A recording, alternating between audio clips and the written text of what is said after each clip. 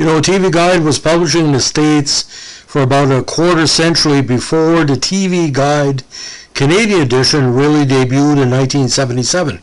Now, this was a very popular publication in Canada, pretty well lasted until the peak of the dial-up internet gave way to high speed. But for a number of years, especially in the 1980s, numerous issues were very popular. There were specific issues talking about their favorite soaps in Canada, including Another World. There was various Canadian TV shows were featured on the cover. But I think the most popular issue, which was a regular occurrence, an annual, might say, was the TV Guide Fall Preview. Now, this was very unique. It was a little bit different than the one in the States because it not only included all the one issue on the new shows and the returning shows, like partial spoilers. It had specific write-ups dealing with Canadian TV shows and programs. Now, I do remember at the time, CBC would only have 3 or 4 new shows per fall because they had a limited budget, not like now, because with Murdoch Mysteries and a myriad of other shows they produce, it's pretty well on a rotational basis between 5 and 10 per every couple of months. Now, what really stands out for me is they had what they call press photos to promote the shows. Now, I remember some original photos, of course, Hill Street Blues, Cheers, and the photo would talk about who was in there, like the cast overview, and the write-up would be your typical TV Guide explanation, about 300-400 words. Now, a lot of early stars appeared on these fall previews because it was well before many of the what they call the spot stars, everybody from Jennifer Aniston to Jason Priestley. We think of 90210, the crew there, Ted Danson, all the key actors from Cheers. You look at Star Trek The Next Generation, which I think was a photo of Brent Spiner, not Brent Spiner, but Patrick Stewart and Will Wheaton.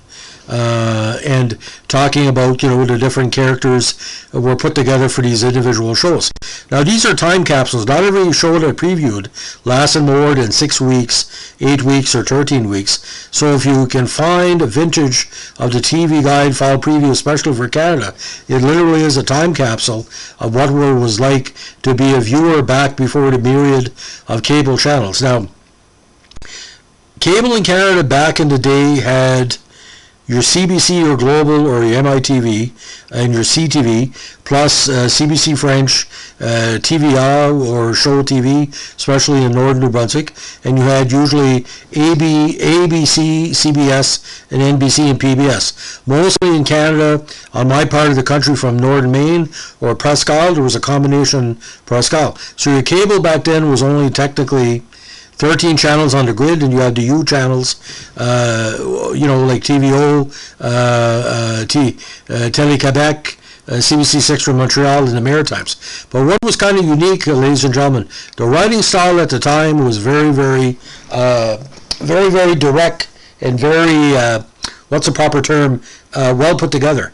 Grammatically and concise writing, very interesting text, and again, a capsule. Didn't give enough away of the show to make you not want to watch, but didn't give away enough of the show to make you not want to watch. And back then, we would decide about the new shows just by the picture. Now, this included everything back then, like spin-offs. You look at the Dukes of Hazzard spin-offs. You look at the various spin-offs from All in the Family, the spin-offs from, if I'm not mistaken, there was a couple from Cheers, different stuff. So again, very anticipated issue, usually double-sized, and again, one issue would be the returning shows, and the other one would be the new shows. Now, I don't know what exactly gave TV Guide.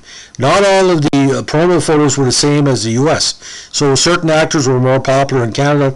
I do remember the fact that the TV Guide in the Canadian version didn't show Hervé Villechaize for Fantasy Island, but showed Montalban. He was very big in Canada. While in the States it was Hervé Villechaize because he was very popular because his appearances in James Bond, and he also did that recent Oliver Stone movie with Jonathan Frid from Dark Shadows that got some play. Now, I don't know about the values of this. They vary. I figure the photo covers will be more interesting, but And when the issues got bigger, it went from the regular staples to what's called the Archie Digest sort of what do you call binding, which was quite interesting. And in our family, like the TV Guide magazine, we never throw it out because the shows sometimes would show up late on CSJ, like late in the season, CHSJ, or CBC affiliate, CTV Global. Not every show that was previewed in TV Guide in the States was shown in Canada, so that's what we would prioritize. We missed a whole bunch of NBC and ABC shows from the 70s, 80s, and 90s because a lot of them were regional humor, or some of the black TV shows weren't shown in Canada because, again, at the time CBC only had 2 hours of prime time a night, except for the weekend. So other than CHSJ, you could only see 3 hours on the weekend. Usually CBC prime time went from maybe 7 to 10 o'clock. Then you had the news, the National and the Journal, and then you had the follow-up local news at 11. But places like CSJ would show a lot of these shows. So again, it's just a capsule in time, and a lot of people do research on TV history, use the TV Guide chronologies for certain what do you call tribute sites and stuff like that. But I know the most important TV Guide preview I saw again was Star Trek The Next Generation. We never thought it was going to get as big as it was because, again, who knew? Because the majority of the cast was unknown besides LeVar Burton. And Patrick Stewart had just shown up in Dune. Jonathan Frakes was in North and South and the Waltons. But like I said, that was very exciting because within 8 weeks, it was the #1 show in Canada, being shown before Hockey Night in Canada in most markets, which wasn't a reference in the promo, because all it said was syndicated, check local listings. So ladies and gentlemen, if you can find any copies for a good price of the Fall TV Preview, go a little bit back in time. Again, the Canadian version of TV Guide went from 77, the publication version, well into the 2000s, but it's well worth the effort. I think the price back then in Canada was 55 cents, which was similar to the old Mad Magazine price, or a cup of coffee at the time. Yes, coffee was once 55 cents in Canada. It was kind of expensive at the time. But ladies and gentlemen, what good memories, and to talk about this, because everybody rushed to the post office back in the day for three things: the federal checks, the Sears catalog deliveries, and you were delivering back then because you get your card in the mail, and of course, your TV Guide. Thanks for listening. Bye.